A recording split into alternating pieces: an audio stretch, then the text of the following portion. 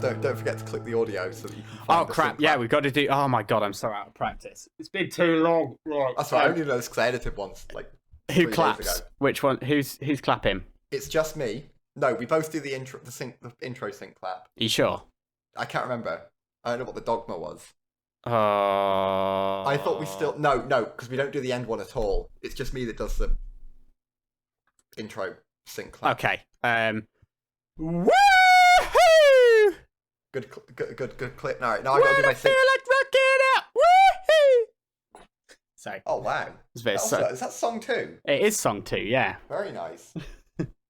Right, okay, you ready for the sync clap? I'm ready. Yes, I'm ready. Okay, 3, 2, 1. Oh, that was a bit muffled. Was it a bit? Do you want me to do another? Yeah. Bit muffled. Okay, 3, Yeah. 2, 1. That was better. That was actually hurt my hand. That was the meaty slap that I'm. That actually hurt my hand a little bit. That was, used to. we went all in on that. It's all worth it. It's all worth it for Elijah. If you're listening and we keep this in, that was for you. I hope you know that. I love you, man.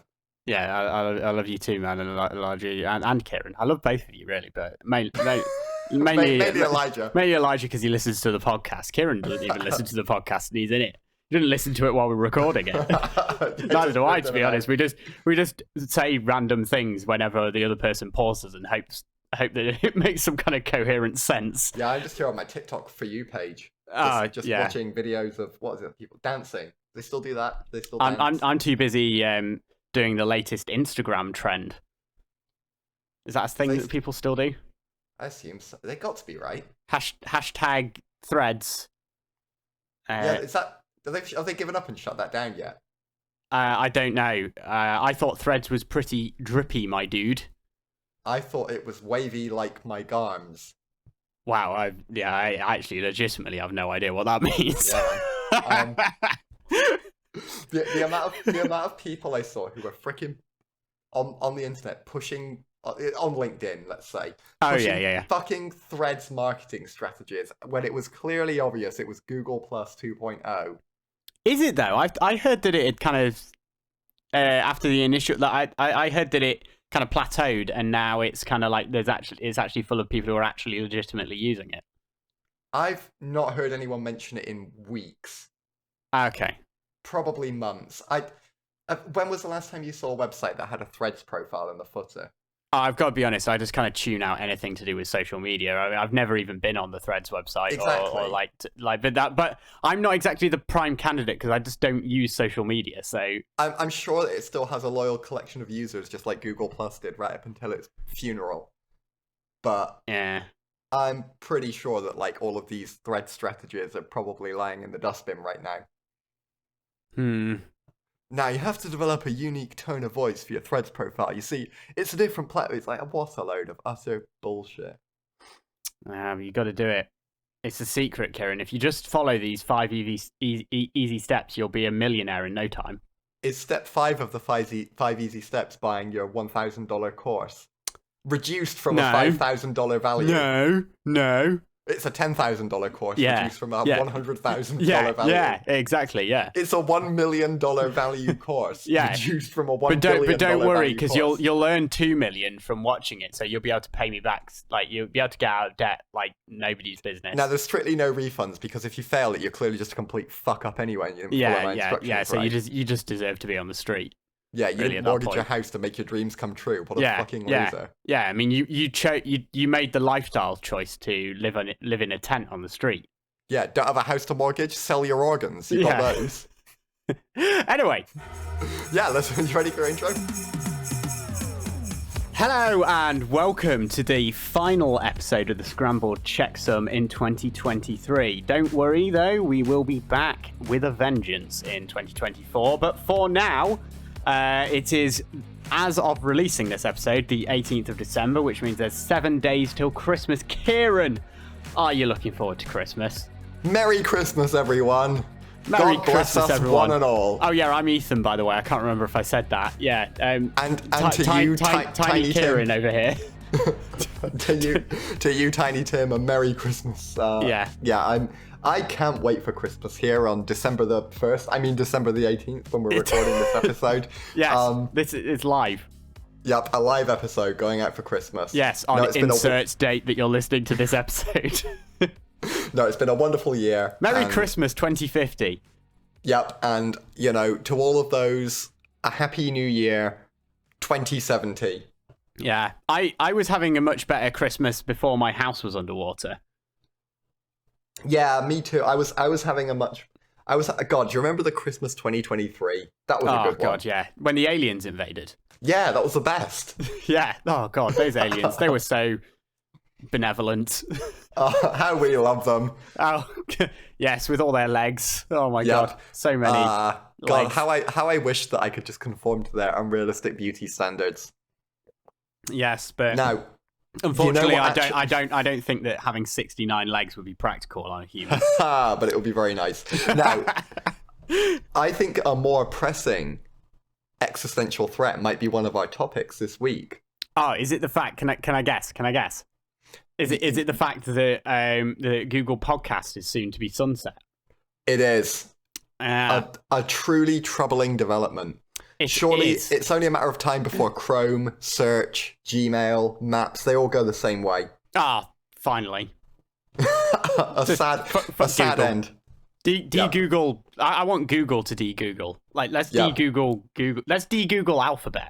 Well, that's the thing. They're already kind of doing it for you. They're like, you know what? Let's shut down a few more services. Let's gradually wind things down. Yeah. It's only a matter of time. You just see they'll announce like, yeah, look, we're getting rid of Google Podcasts, and then, you know, it'll be like, yeah, Google Maps just isn't performing as well as we perhaps originally hoped. We're going to shut that down. That's being sunset.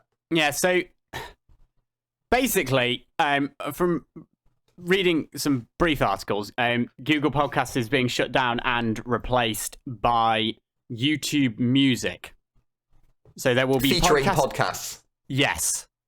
YouTube Music will have podcasts in it, but there's also a podcast feature on YouTube, normal YouTube, and as far as I can tell, they are not the same thing. Well, no, because that one will be getting shut down, just like regular YouTube. Then it'll just be YouTube Music featuring. So, like, YouTube. It's unclear whether if you like designate a video as a podcast, it will appear as a podcast in YouTube Music, and you'll be able to listen to it in the background. I still think that the way they do shorts is really janky. I don't know about you, but it's like you upload. You still have to put hashtag shorts for it to get like recognized as a short, or can it just be any video under a minute long? Because I heard, like, last I heard, to get something designated as short, you had to put hashtag shorts, I think in the title as well, right? Let's have a look. It was just such a, like, weird, like, for a big platform, it was like there was no separate, like, upload thing. Oh yeah, there still isn't I thought there was. No, it's just like, yeah, upload your video.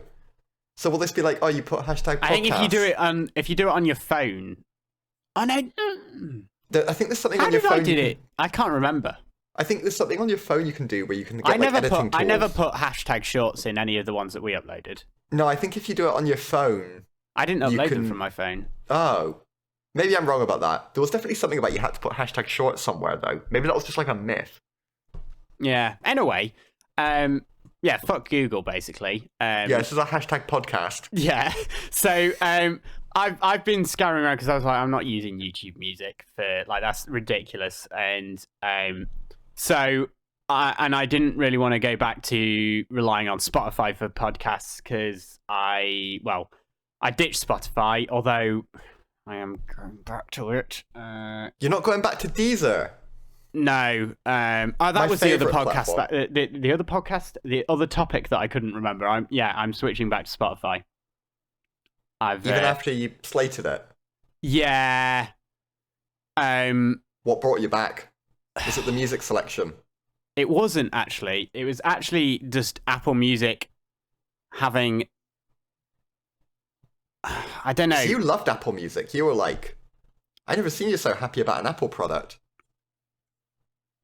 Yeah, that's probably true. I was about to refute that claim, but I can't actually. in good, What drove you away? What was the pain? It's the user interface.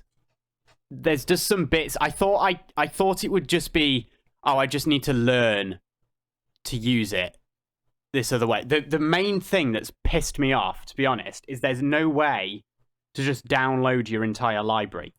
Yeah, I remember you talking about that. You have to do it one by one, don't you? Yeah. That is kind of frustrating. The other thing is, work sometimes. It keeps stuttering in the middle of playback. Like, and That's it doesn't matter whether you're playing problem. Yeah, it doesn't matter. Like, it'll only do it every now and then, but every time it does it, it's so fucking annoying.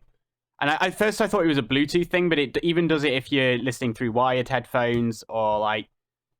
So that's, and it's on multiple platforms as well, not just my phone. That's kind of a fundamental problem with something you use for listening to things. Yeah, so that's annoying. Yeah, then there's a couple of things that just aren't on it. And yeah, it's just I think so. Like the reasons I switched to it from Spotify, kind of are null and void, really. I just found, and the other thing that's been quite irritating is just, and you can't, it doesn't support casting from Android. Of course it doesn't. To I bet a Roku. it'll AirDrop or AirPlay. Yeah, you can do AirPlay to Roku from the iPad. From an Apple, from an Apple device, but not. Not from. So yeah, back to Spotify. Spotify it is, but I have started ripping CDs. Yeah, I remember you've got your CD archiving project. Yeah, so I have started that process. I have got Jellyfin installed on my server. Started getting that set up. I haven't got it set up to be able to access it externally yet because I want to look into the security. But you're eventually going to have like I am planning your own Spotify. Basically, yeah. But obviously with only your own music on it. Are there any CDs that you can't find that you're like desperately so far I'm just importing the vast quantities of CDs that I still somehow have in this household.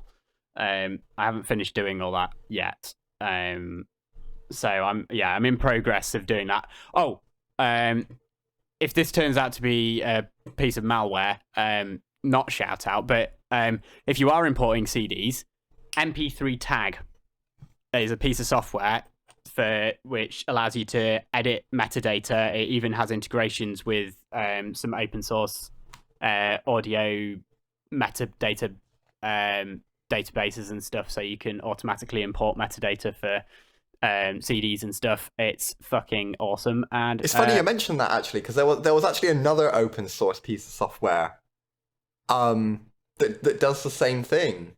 Oh yeah. I mean, without the integrations. Oh, I know where this is going. Without the able to automatically find stuff from libraries. But it was a piece of software that was very near and dear to my heart that I created. What was it called? Could also, I think it was just called I think it was called 12MP3. 12MP3. Yeah, I wasn't very good at names because it was like 123, but then it's for MP3s because it edits the metadata, which I've forgotten the name of. It's got a specific name, the fields. Yeah. Anyway, it loaded all of those into a table. You could even use it to organize your files into a folder structure. Ah. So it would put them into album, artist, and then artist, album, and then the song titles. Oh, well, there you go. No clever features as such. You had to do them one by one. Oh. Right, okay. There were some problems with it too. I don't believe you. It couldn't handle very many songs. Oh. What did it max out at? It was like a decent number, but it's like if it couldn't. One of the features on my to implement was something called multi-threading, which won't bore anyone with the details. But yeah, basically the UI would hang while it was importing songs and crash. Oh, because it could only do it. It wasn't even that. It was just users got bored and then clicked and then it crashed and then there was no error. And by users, you mean you? Yeah, there was no error handling. Oh, what a noob. Sometimes I touted that folder feature. Yeah, like 5 seconds ago. Yeah, that was also a bit of a problem in the sense that there were bugs with it. Right. And it could sometimes create like a massive web of like empty folders. Oh, excellent. Or that if you tried to like rerun it with different files, but there was already a folder for that artist, it would crash. Any artists with special characters couldn't handle those. AC/DC, I remember, crashed the app. Oh dear. Because /AC, it was like AC/DC for the metadata, and then tried to put it in the folder path, crashed it. Yeah. There were some bugs, but still, it was very near and dear to my heart. Yeah. Well. Anyway, couldn't handle very many formats. Okay, there's still an Apple product in my workflow for importing stuff. Oh, is it? Are you using your iTunes library for like organizing? It's pretty good at that. I'm not using it for organizing, but I am using iTunes for actually ripping the CDs. Oh, it's pretty good at that. It's also pretty good at fetching album art. It's not actually been doing that for me, but it does have a database of. It's like you. I don't know whether they still do it, but you used to be able to submit album information and stuff. Yeah. So it does that, but annoyingly, the way that it I don't know why, but the way it adds the metadata to the track, when you then take it out of iTunes and put it in File Explorer, or just export it from iTunes, basically, you just get the track names, but it at least gives you it gives you a jumping off point to then use another tool to actually add all the information, because you actually have the track names and stuff. Yeah, that's strange that it doesn't put it in the metadata. Yeah, I don't know whether it's maybe because it might be because I'm importing them as WAVs instead of M4A, which is what iTunes uses by default. But still, I'm sure it's done it for MP3s for me, but that was a long, long time ago. They could have made it like less user friendly. Yeah. I don't know. But anyway, yeah, so far it's working because it does like error correction and stuff as well if you've got like minor defects on the disc and stuff. So yeah, and have a look at I think you can turn on the album artwork feature because that does work super I'm not well. really fussed about that because Jellyfin does all that anyway. Oh, okay, that's fine. Literally, honestly, Jellyfin it's super big up Jellyfin. It's got its flaws, but it's open source, it's free, and so far I'm tinkering around with it. There's a lot of other alternatives as well. Obviously, Plex is the big one that everyone knows about, but I actually stopped using Plex because of some complaints that one Linus Sebastian had. Obviously, fallen from grace in my opinion recently, but but he had some complaints and you binned off Plex. Yeah. Well, I also I prefer to support an open source project than so if I get it all up and running and it's doing everything I want, I'll probably donate. I'll chuck them some money. Nice one, well done, Jellyfin. Yeah. So anyway, getting back to the topic we were supposed to be talking about, that was all a roundabout way of saying over the world.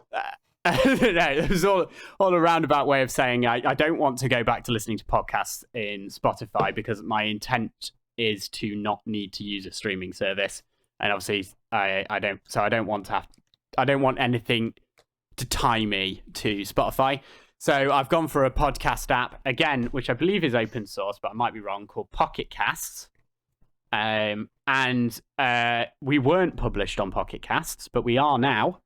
Oh, was it a seamless process? Fairly easy? A bit like Deezer was? Yes. Oh, we also got the wrong name on there like we do on Deezer. No, we've got the right name on there. It was Excellent. a piece of piss. All I had to do is I had to go onto this submit page, copy paste our RSS feed from from Spotify for Podcasters, formerly Anchor, and it just did it. Good old, honestly, RSS, underrated. Yeah. It just worked. People slate RSS, but it's such a simple technology. So starting with this episode, if you're watching on YouTube, you'll notice on the end card, if I remember, the Google Podcast thing will be gone, and I'll have the Pocket Cast one there instead. Very nice. An RIP Google Podcast, by the way. Yeah, I think it's staying around until the end of this year, and then it'll be gone. Yeah, it's that end of this year as in 2023. 2023, yeah. Yeah, it's another sad end for a Google product. No, once again, Google cannot be trusted. Don't count on the Google product unless it's like an absolute core one. It's fine. I'm liking this though because it's slowly meaning I am actually slowly working. They're like forcing you to de-Google your life by shutting down all of their services. I'm slowly actually moving away from using Google services, but also Microsoft services as things slowly just like get balked or stop working, or like it forces me to look for alternatives, and it's good.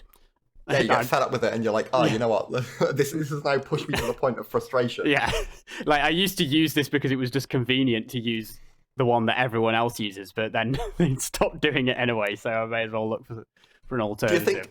Do you think it's that they don't want like tech enthusiasts as customers? Because I've got to say, like, we're a hard customer base to please, and I could kind of understand it if like, why are we maintaining this? There's a bunch of enthusiasts that want us to like continue developing this. It doesn't make us any money. I think it's probably, honestly, I think with the Google Podcast thing, until recently, it didn't come pre-installed with all the Google Play services. Even though like all 8 million of their chat apps did. Yeah. Like, I honestly, I didn't even know it existed. I discovered it ages after I switched to Android. Like, I think when I first switched to Android, it didn't exist. There weren't any first-party podcast or, like, apps on Android. Because obviously Apple started the podcast thing. I believe that they coined podcasts. Yeah, hence the name, right? Then Google. I think most people just didn't even know it existed. I didn't until we started this podcast and I saw Google Podcasts and I was like, oh. Yeah, I think that's the problem. They've got a thing. Like, yeah, I think people just didn't know it existed. So I think they're trying to do it with the YouTube Music thing because they've already got that as a brand until they kill that as well. But I don't understand why it's not. I don't know. I think like all things Google, they're making a fucking mess of it and making Apple's job really easy.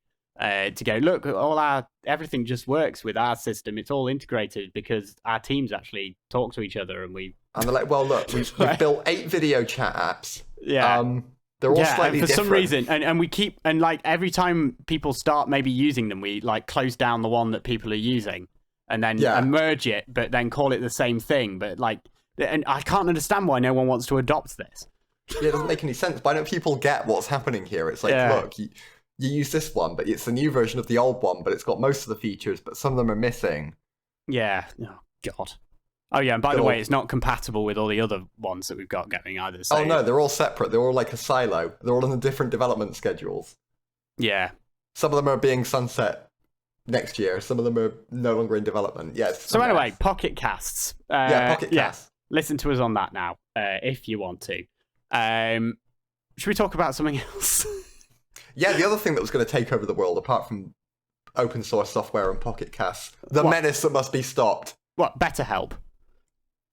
Well, I mean, we could just... Let's very quickly judge, if I remember... It's responsible. Yeah, well, I remember. It appears we may have been wrong. I can't remember exactly what we said, but basically it's been debunked some of the data sharing stuff that we were complaining about with BetterHelp.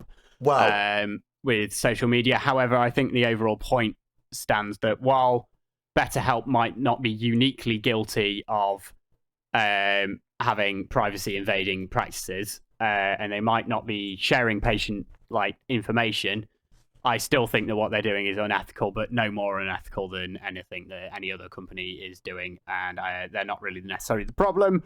It's more just the kind of world we live in currently. I'm going to take a bit more.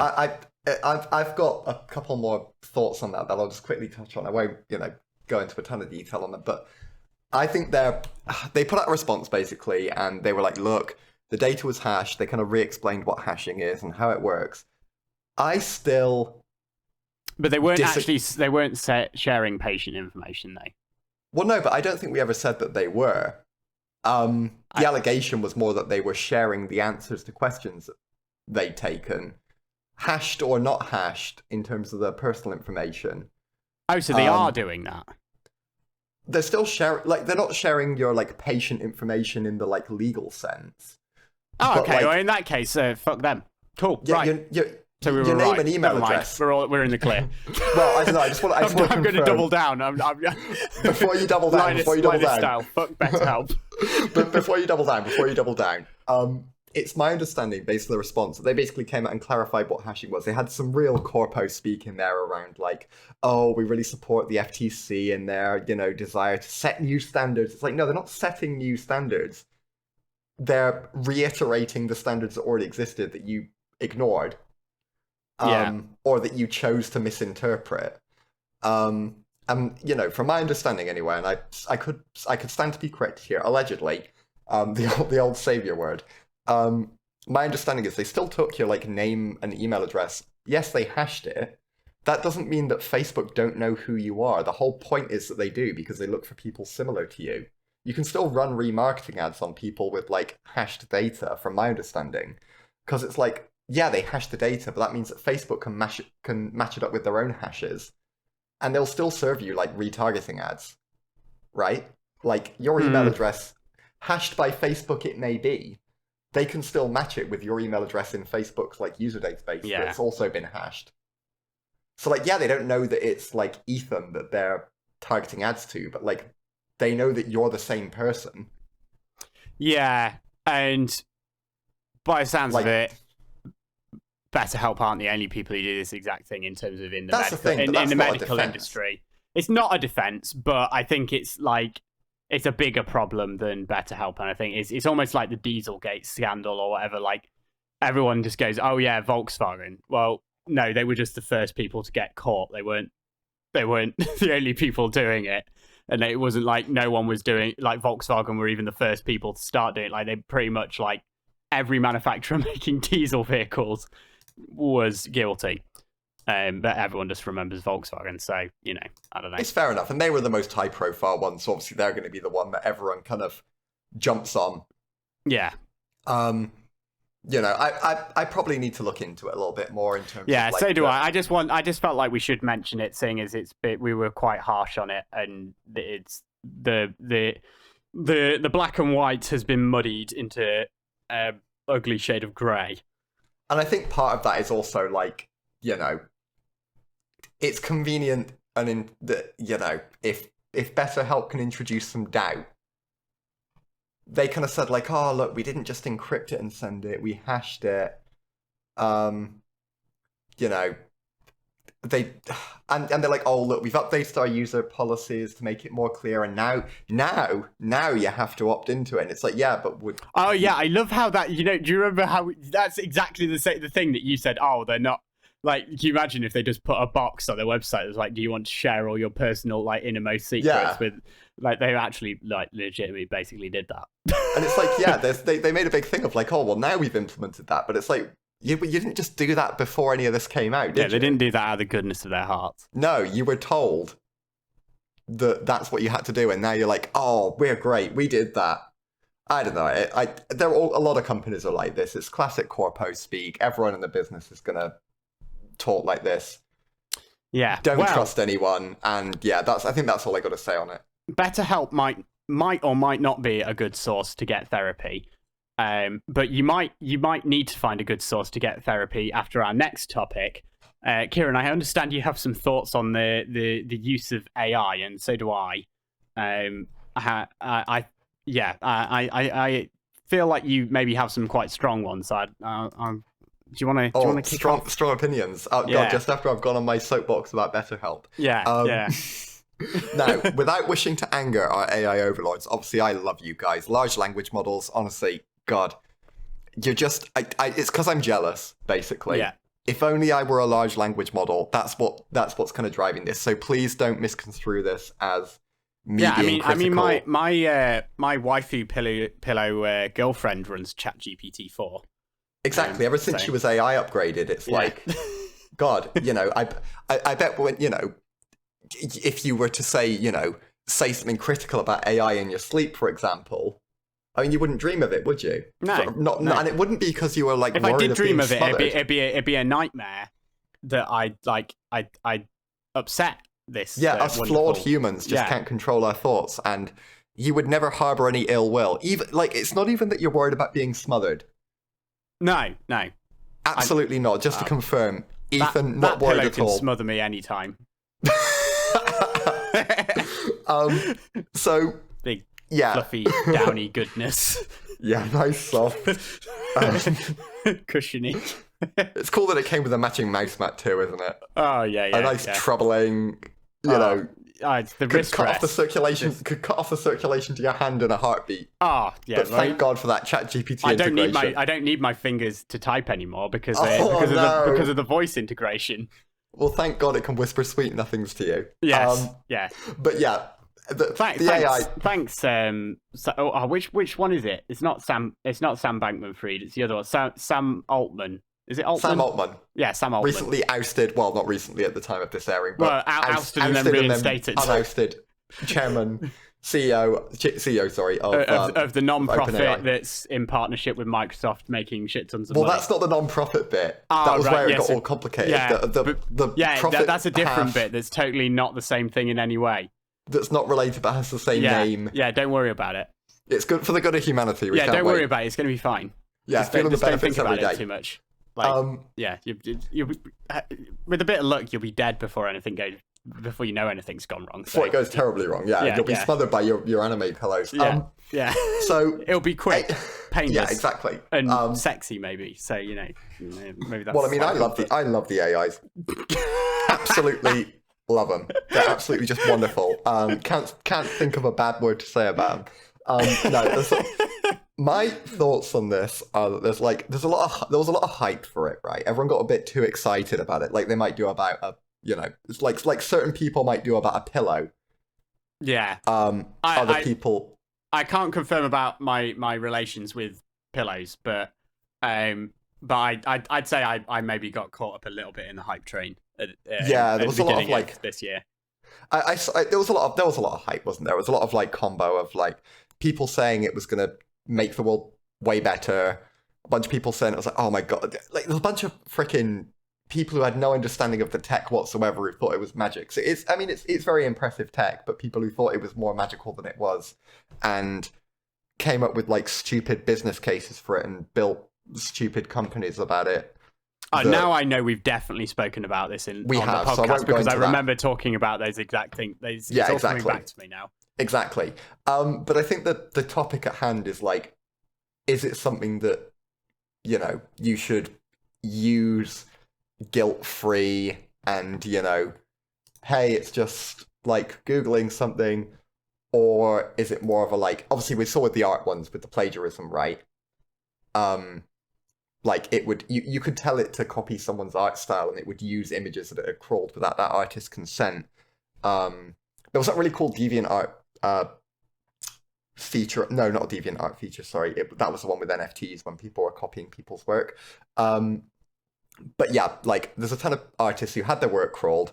It got used to build these models, and then you can tell the model to basically reproduce something in their art style, and it'll just go away and do it. So it's should you feel bad about that? An interesting feature I've seen recently, if you've installed the latest Adobe updates from, I think, about a month and a half ago, you'll have noticed the generative fill and also the generative vector creator in Illustrator. But here's where I'm interested in getting Ethan's take on this, because how it works is I believe they've trained it on Adobe stock assets that people uploaded to sell. And because they've trained it on Adobe stock assets, they obviously had something in the EULA for Adobe stock that said we can use your work for training our own AI models. So now when you go into Photoshop and get it to do a generative fill, the art that it makes is cleared for commercial use because they've done that. But it's how would you feel if you've been if you put a ton of effort into uploading your work to Adobe stock? They've been using it in the background, probably, right, without your knowledge, to train an AI model. And then now people can just go in and generate the work for free as part of their Adobe license. I'm not super familiar with Adobe's subscription model. So Adobe stock, how does that? So basically, you get access to it with your Adobe Creative Cloud, Oh, but no, then you this have is to pay. Adobe, Then you dude. have to pay per asset. Yeah, this is Adobe, so you pay per asset and it's expensive. Right. Okay. It's one of the more expensive stock photo services. But yeah, they've apparently, from what I've seen about how generative fill works, they've used the assets that people have uploaded to Adobe stock to train their own model to basically generate Adobe stock based on your prompt. Right. Okay. But you get that generative fill included in your Adobe license, so like no one's making extra, no one's getting paid for Adobe stock if you just use generative fill. I mean, if they didn't make it like abundantly clear, They're not going to have, are they? It's like yeah, allegedly, then that's scummy. they're just going to have like they'll have had something in somewhere in the EULA or one of those emails you get that's like, we're updating our terms of service. Yeah, that you get like And how are you 5 gonna times a prove- week, and you're like, And how are you going to prove like someone uses an image that looks kind of similar to a photo you uploaded to Adobe stock, and they're like, oh, that was just from generative fill. Like, what are you going to do? You're gonna be like, oh, that was based on my image, and they'll just be like, oh, it was in the EULA. The really interesting one is that it'll do the same for vectors. So stuff like icons, it's like real easy to just go in and put like an icon of a tick inside a circle, and it'll generate one that's like probably a little bit more rough, and it'll have more like vertices than one that like a human will have created, but like it'll look good enough for a pretty large subset of users who then won't go and buy a subscription to like a stock photo. can place. I play devil's advocate? Yeah, go for it. So, okay, humour me here. So, I say I'm an interior designer. I get given a contract to design the living room of someone's house. Uh-huh. I do that, and they love it. They pay me. So Elon sees his living room, he's like, God, Ethan, that big rocket that you've put in the middle of my living room, beautiful. Yeah, Absolutely love it. yeah. But then, but some parts of this design definitely take inspiration from other people who've done interior design before me, and I've seen pictures of them, these designs online, and I've taken inspiration from them. No, I totally get it. Should I give some of my earnings to the people who I've taken inspiration from? That's the balance, right? And I think that and I don't necessarily disagree with you, because that's like every piece of creative work. No one makes anything in isolation, do they? It's like No. every piece of creative work has been inspired by stuff that already exists, and you've kind of mashed it together using your own kind of model, aka your brain. Yeah. Yeah. And I get it. And I think this is the thing, I'm not sure what I think about this, to be honest, because I can see the advantage. And I think the only way you could take issue is it's like, so you're a stock photo artist, right? You're a photographer. Mm-hmm. And you've gone out and let's say your specialty is you take really amazing macro shots of, say, droplets of water, and they're very time consuming and technically difficult to photograph, and that's your kind of specialty. You spent a long time honing your craft. You're like the go-to guy. Someone wants like a photo of a drop of water taken as like a macro shot in like super high shutter speed. You like set up all the lighting. You spend a lot of time. You take like hundreds of shots at like really high shutter speeds, and you get these really amazing photos. So you upload them to Adobe stock and you're selling them. And you're making a little bit of money from that. I don't know how much money what the like revenue share is like on Adobe stock for like artists and Adobe themselves, but you're making a living doing that.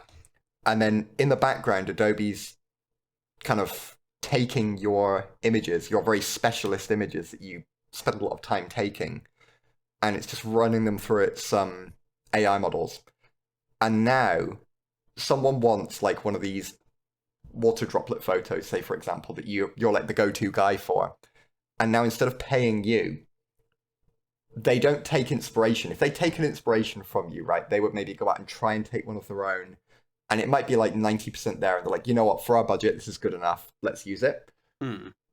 But instead, they can go onto the generative fill and they can be like, give me this. And in 10 seconds, they've got something that's like 99% there in terms of like one of your images. Is that like a little, does that feel different to you, to someone just taking inspiration and going out and kind of making their own thing?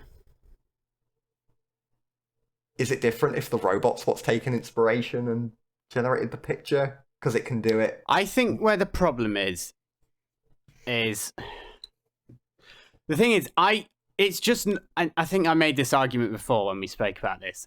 It's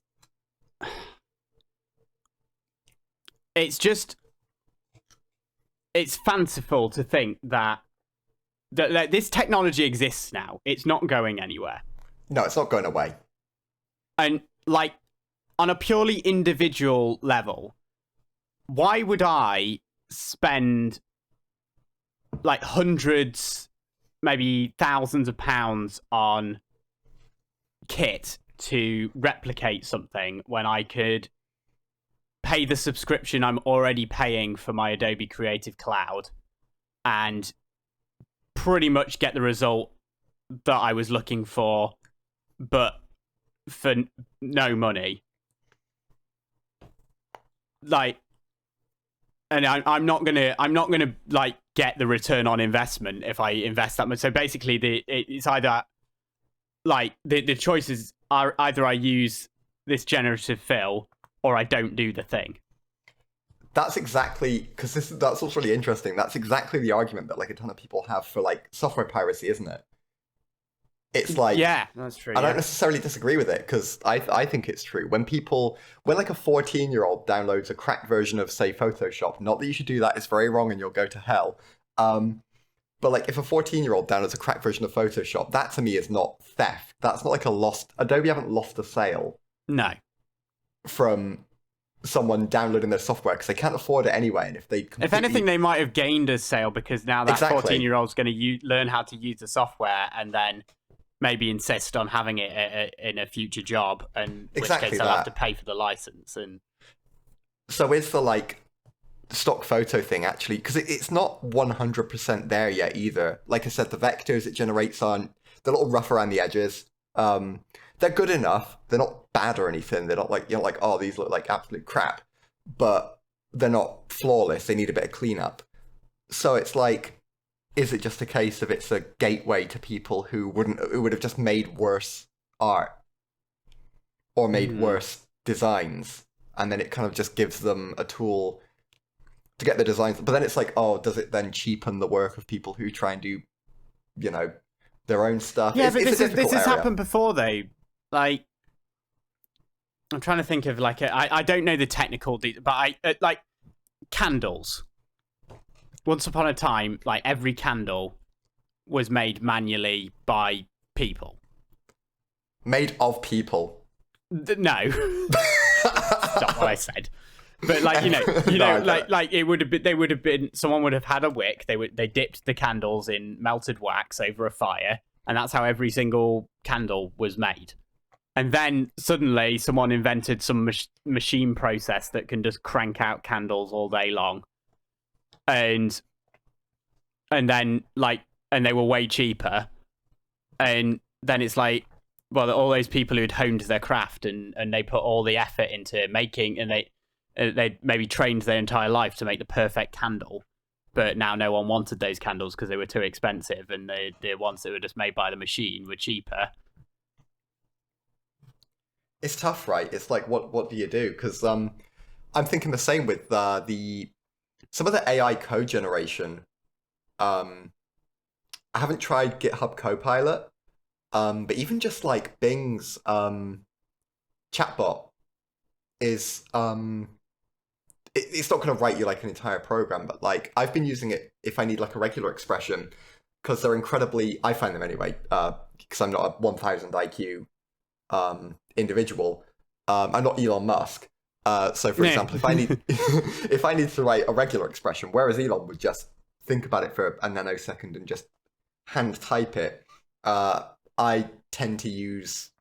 I would go to like the Bing chat assistant thing, or I assume GitHub Copilot can do the same because it's also a Microsoft product, so it probably uses a very similar model.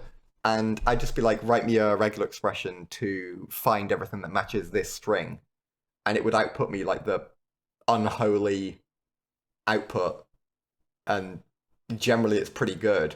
And it's like, is that? Because all I would do otherwise is I'd just Google it and then find someone on Stack Overflow who'd done something similar and just copy and paste it and hope that worked. Yeah. So is that any different? Because that's like I've just sourced it from a person. You just not had to spend as much time doing it.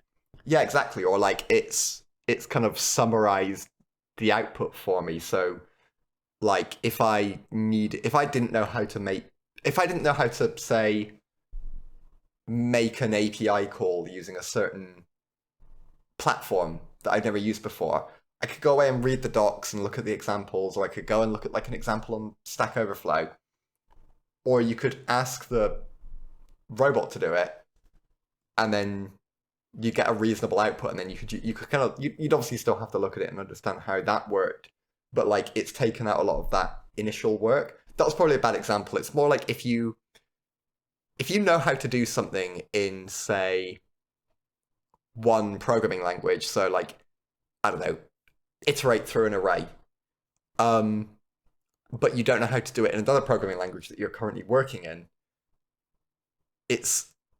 all you're going to do is Google that, and there'll be like a million examples that people have shared on various different websites, usually Stack Overflow, and you'll just like crib their example and be like, oh, that's the syntax for it. I get it. It's the brackets go here, braces go here, array has to be written like such, and I've got it. So it's like you're doing the same thing. It's just speeding up the process massively because you can just tell it, hey, this is my exact example, and it'll just give you like the answer. I've got a hot take. The problem isn't the tool. It's the tools behind the tool. No. The tool's using the tool. It's society. But we live in a society. No, but the way that more specifically the way that society operates. The problem is that ultimately, if you boil it down to the concern people have is these tools are taking away people's livelihoods and putting more money in the pockets of big evil corporations, basically. Big evil tech corporations specifically, right? Yeah. Like, more money. Which isn't really a problem. Like, if it wasn't AI, it would be oil or, like, you know, any other commodity. So really the problem isn't the tool. The tool is just another kind of it's another kind of punch bag for kind of or something for people to throw their anger towards. It is being responsible for taking away people's livelihoods, when actually the entire system that we live in is kind of what's causing that. And like, yeah, if it wasn't AI, it'd be something else. Yeah, exactly. And I get it. Like, there's some really frustrating, like, individual examples. Like, I totally feel the pain of, like, artists that have had their art style completely just ripped off and mass-produced. And it's basically like... if they didn't need to make a living from their artwork, would it matter? Yeah, exactly. That's the thing, isn't it? It's like your livelihood is tied to selling a thing, or would it matter though? Like, I don't know. Like, would people be as upset? I think they would, because like if you put your like heart and soul into creating like an art style that's uniquely yours, and then a tool without your consent could then create copies of different work in that art style that you necessarily didn't agree with sometimes. How's it any different though to someone at that point, like just like someone hand drawing in the same style that you've hand drawn? I think part of it is that would require at least some kind of level of skill on their part to create it in the same style. So it would be like its own filter in that sense, because you wouldn't have the same volume. Someone wouldn't be able to. But if there was no kind of like system where companies would be incentivized to crank out that kind of capability, because that's just how the system works. They've got this tool that's giving them this advantage, so they're gonna want to shove it in everyone's faces and get people to use it because they want to make money from it. But if you remove that incentive to make money from it, would it be as much of a problem? I think it still would in some senses, because it's like if you. But would it be any more of a problem than just anybody just kind of copying your style? Yeah, I think so. Because again, it's a barrier to entry, isn't it? It's like if you were, say, for example, an artist who produced work with a very specific, unique art style to you that was like a certain political leaning, for example, and then maybe someone who had values completely opposite to yours could just type a prompt in and say, generate me something that's completely opposite to this person's values in their art style, and it would just produce it in like 10 seconds, and you could just churn it out. Like, I feel like you'd be pretty pissed off at that. Because it could produce it both more quickly, and it would also eliminate any kind of barrier to entry of them having to spend a lot of time or effort in the craft. They could just go in and type a prompt and then get something. I think you'd be pretty pissed off at that. Yeah. I think you'd see that and you'd be like, I'm mad. I just feel like to a degree, we've just got to like get over it. I think as the tools get better for detecting AI stuff, and as they become more built into platforms, and maybe there's a bit more oversight on the part of what can be used in training the models in the first place, so that you do have an option to actually, opt out. Better help. Then I think that's it all kind of links like together. Yeah, it's like any new technology. It's going to be disruptive, and it does suck for people who've, fallen foul of it in that way, I think. And I get the concerns of, like, at the minute, it's still not quite perfect. Like, it won't produce a perfect one-to-one replica.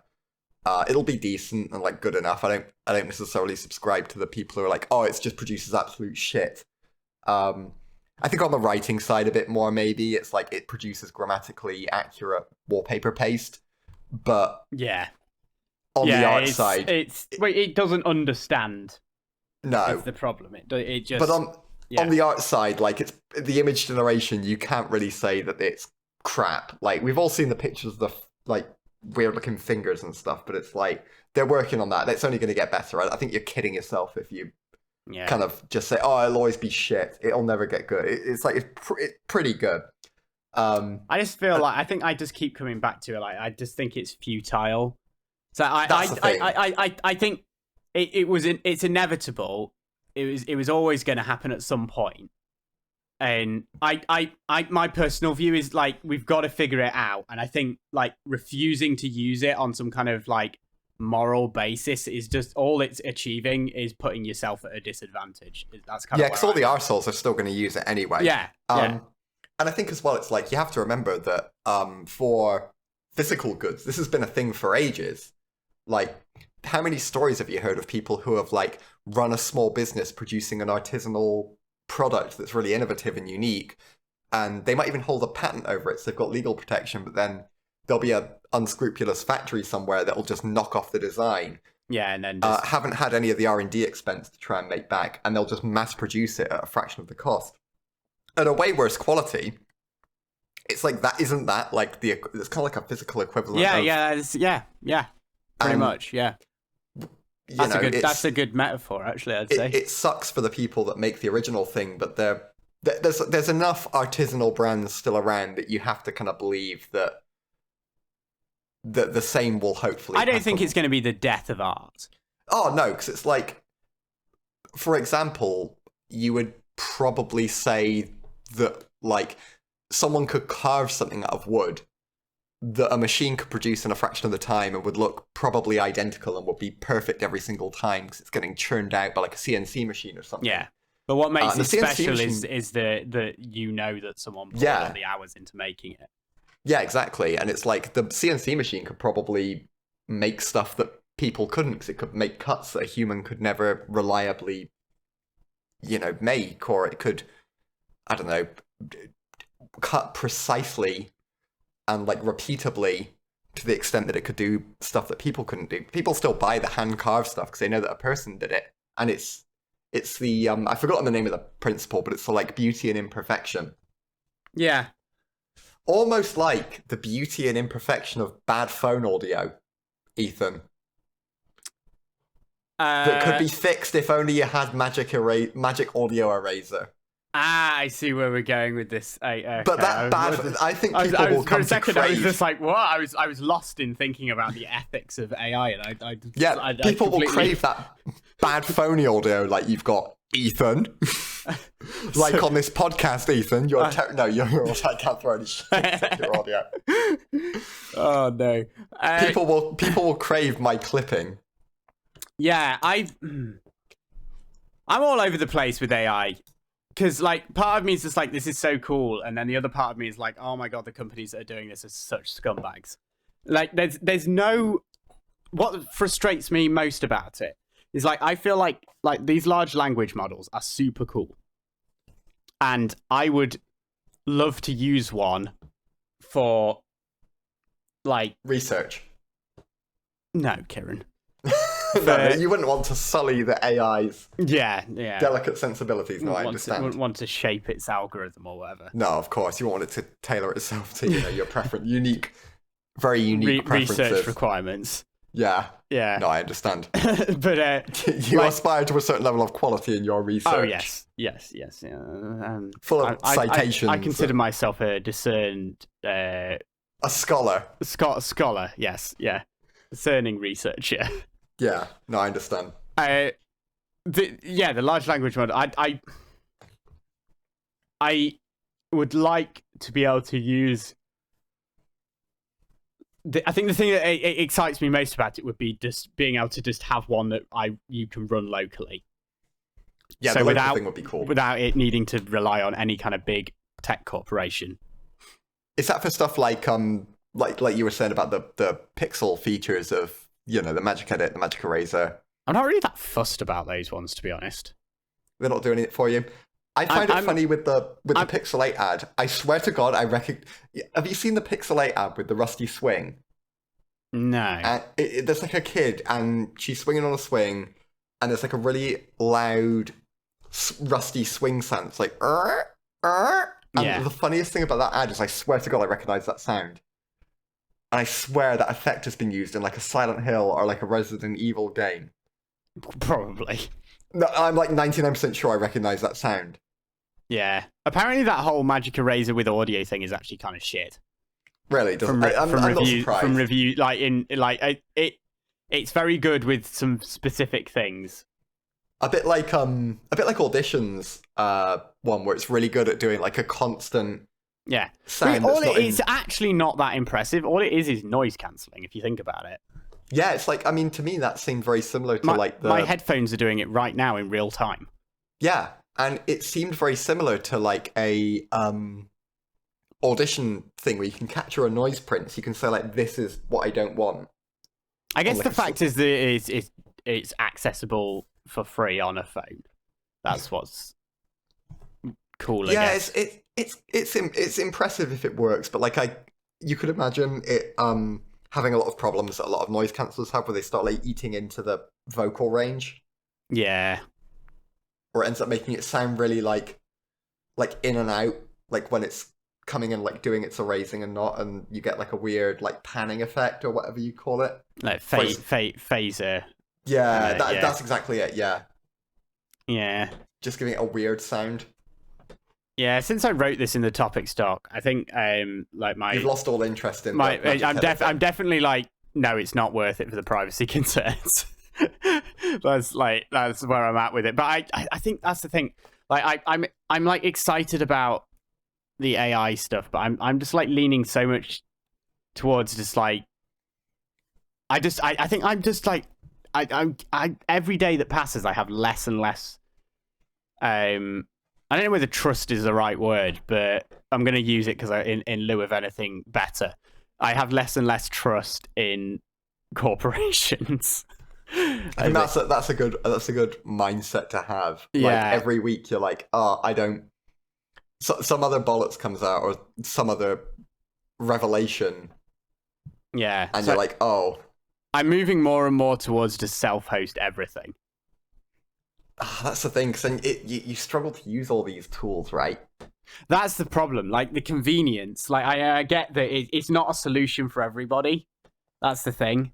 But the problem is you can't self-host your own language model.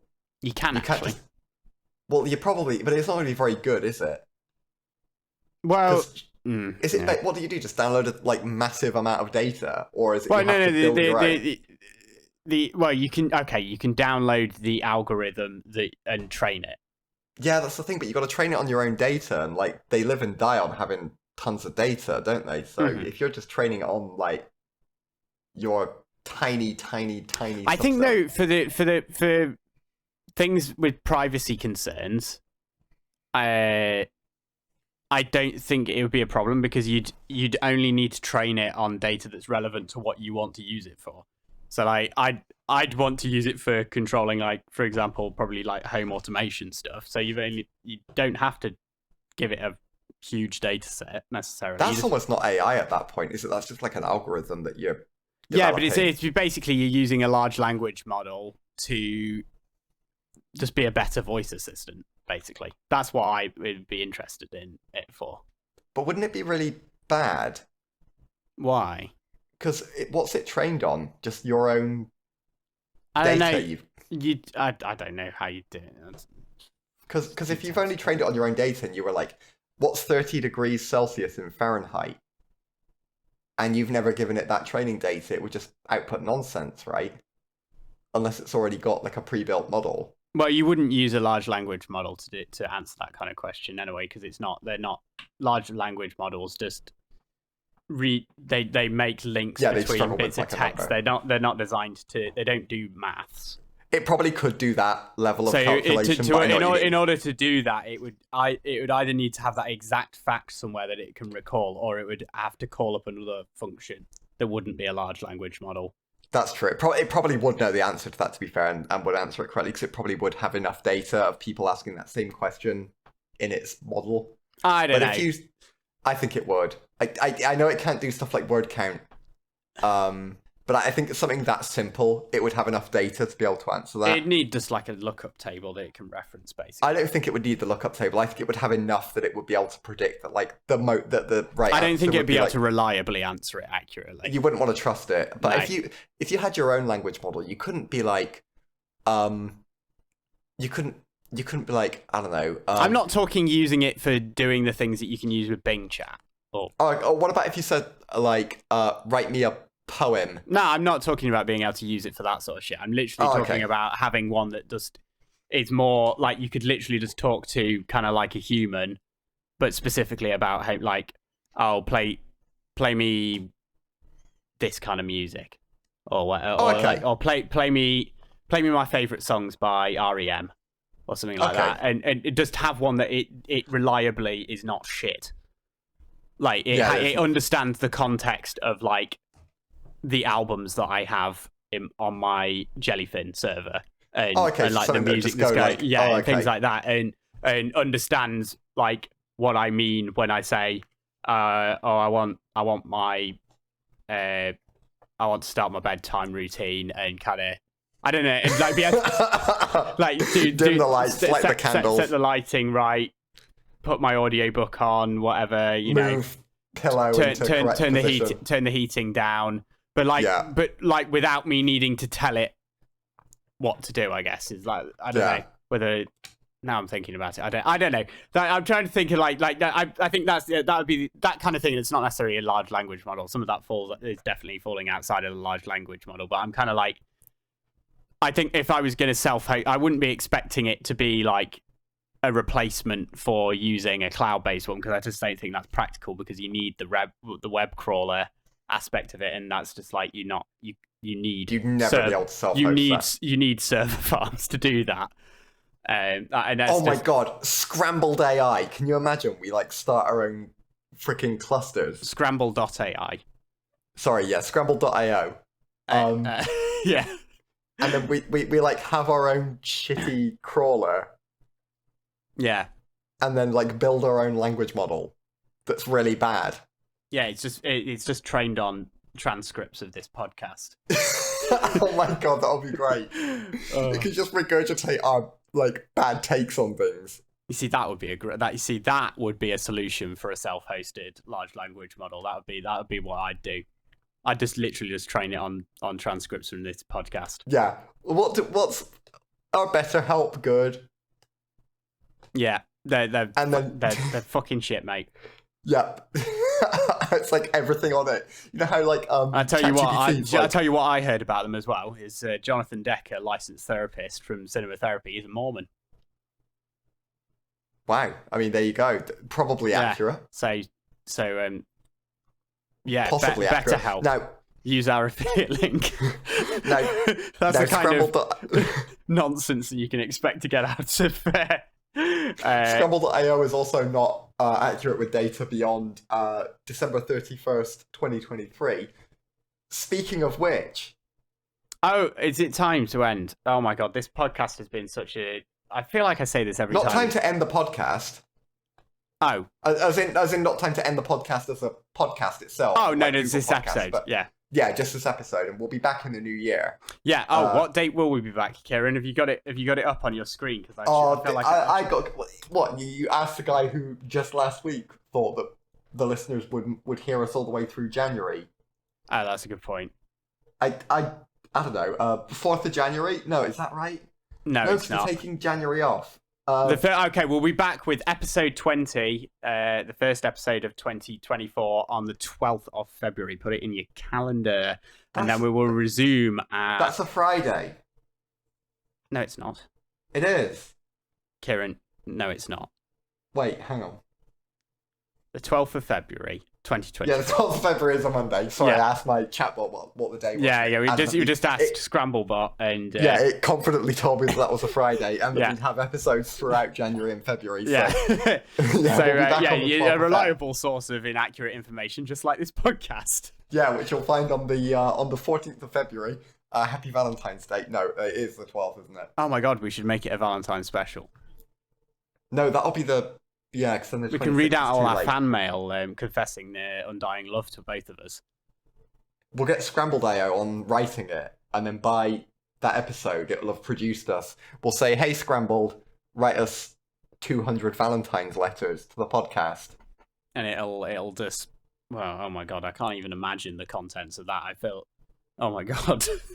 Trying to think of any kind of love you, BetterHelp. Vague reference to love or romance that we've got. It'll probably all it'll just be a load of muck.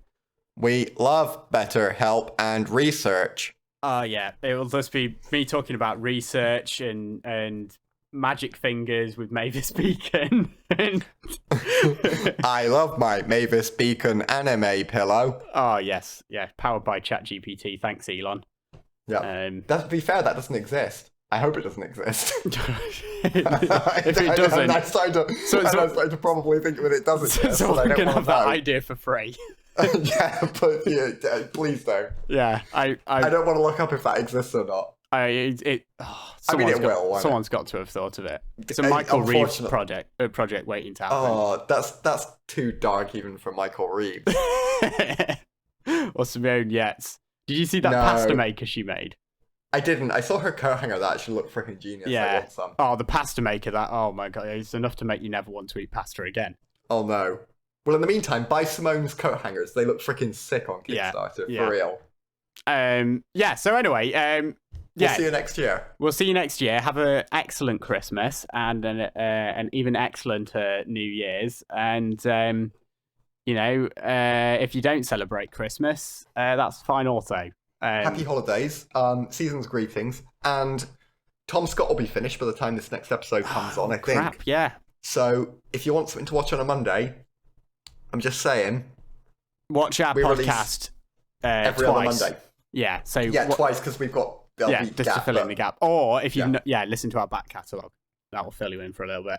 Or the super secret playlist in the description that I didn't mention exists. Oh yeah, that we've neglected. Cool. Anyway, so in the meantime, you can find us on Spotify, probably Google Podcasts for this episode. For this last episode, Google Podcasts.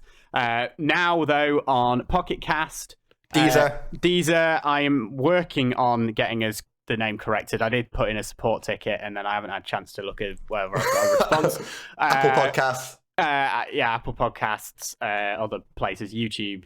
And the rest. Figure it out. Link in the doobly-doo. You can see. Like, comment, share, subscribe. Hack the algorithm. Yeah. Okay.